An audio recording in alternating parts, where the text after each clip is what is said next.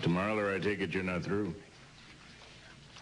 No, sir, Your Honor. The defense would like to recall to the stand Agent Gus Itoro.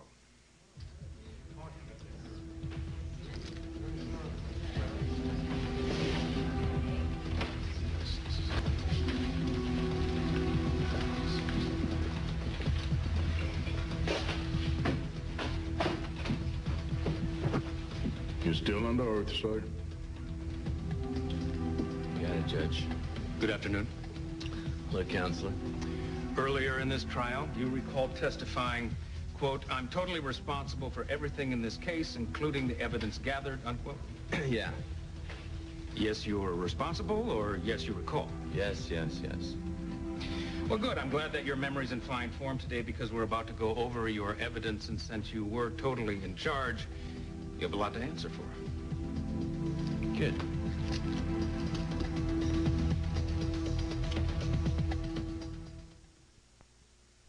Agent Itoro, let's begin with the body that you found in the lake.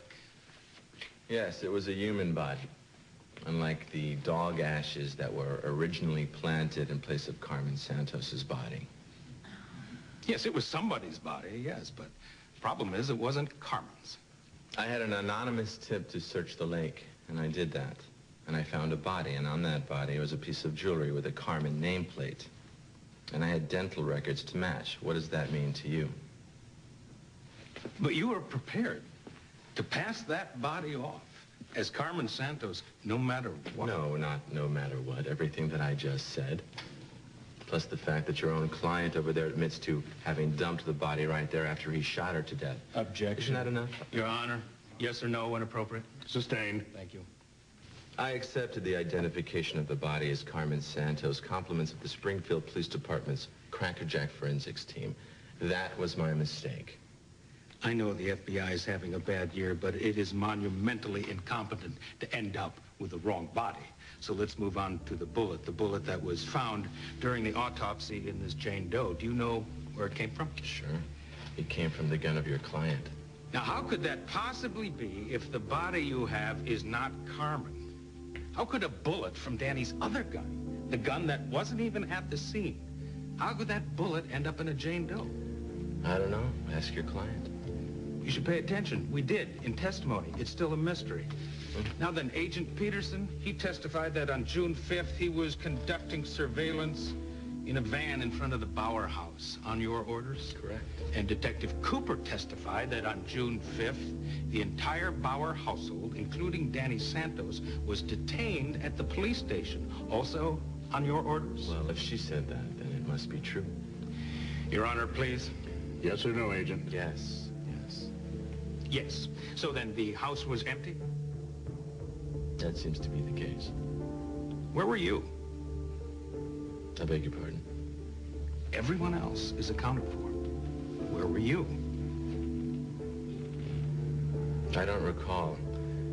That was our busy season. Head of the investigation, and you don't know where you were. Did you order Agent Peterson to alter the tape and cut out the sound of the gunshot?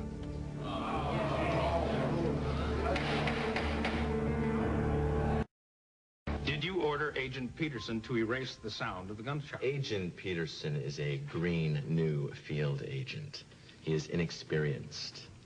I've seen it happen 1,000 times. New agents are really eager to get an arrest, to get a conviction, and sometimes they will go a little too far, even if it's for the best of reasons. Now, to reiterate some of Agent Peterson's own words right up here on this stand, we set up plants in the Bauer house to capture ambient noises and sounds and things that would help us in our case. What Agent Peterson so desperately wanted to be a gunshot was nothing more than a car or a truck backfiring. How do you know that? Experience, Counselor. Well, wouldn't experience also tell you the difference between an internal sound and an external sound? Or are you testifying that a backfiring truck was in the living room of the Bauer house? Or are you saying, did Agent Peterson lie under oath? No, I am not saying that. Agent Peterson thought it was a gunshot. Agent Peterson was wrong. And as his supervisor, I instructed him to edit that tape, edit the sound out, so that there would be no misconception. Well, if it was an innocuous sound, why bother? Why erase it? He was talking about going to Washington, and frankly, I was concerned for a new agent, that they would be reprimanded, perhaps he might even be fired for an overzealous, albeit understandable pursuit of justice. Oh, so you're saying that nobody at the FBI, even your superior, knows the difference between a truck and a gun? Counselor, I'm with the FBI, and I know the difference. Okay. So then you were protecting Agent Peterson, is that right? If my judgment was wrong, if I bent the rules a little bit to protect an agent, a new agent who was unknown to them about to put their whole career and dream at risk, I will gladly take that responsibility. Now, on June 5th, you were alone in the Bauer house, weren't you? I've already answered that question, Counselor. You found Danny's gun. I don't recall. And you fired the weapon, and you retrieved the spent bullet. Your and then Honor. you planted that bullet in the body that you found in the leg, the body that you passed off as Carmen Santos. Your Honor. Now, Agent Itoro, you have lied about your whereabouts. You've lied about evidence. You've lied about Enough, being in charge Mr. of the Marler. investigation. Have you told the truth about anything, Agent Itoro? Enough. Yes, Your Honor. You have heard enough, I've heard enough, and they have heard enough, and you were not protecting Agent Peterson. You were protecting yourself because you were so determined to put Danny in jail that you not only bent the law, you broke the Your Honor, counsel is now testifying. Find a question or sit down. Yes, Your Honor, I have found a question. The question is why? What is driving you to put Danny Santos in jail, no matter the cost?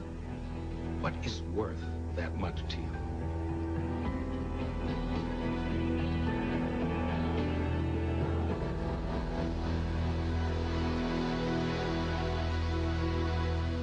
You're so melodramatic, Counselor.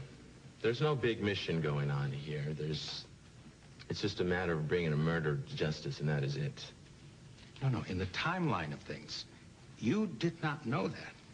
Until Danny Santos testified, all you had was a body that turned out not to be Carmen Santos and a bullet that you were going to plant in that body. You had nothing to justify pursuing this case. Is there a question anywhere in sight? Yes, I have a question. Can you explain your motives? I am a special agent for the Federal Bureau of Investigation. I put killers in jail. Beyond that, my mood, my feelings, my motives are irrelevant. Irrelevant? I disagree. Well, then, Counselor, we agree to disagree, then. How's that? No, we can't allow you to do that. Because who you are is the core of this case. Who are you, sir? And I ask that question because, in fact, there is no such person as Gus Itoro. Is there?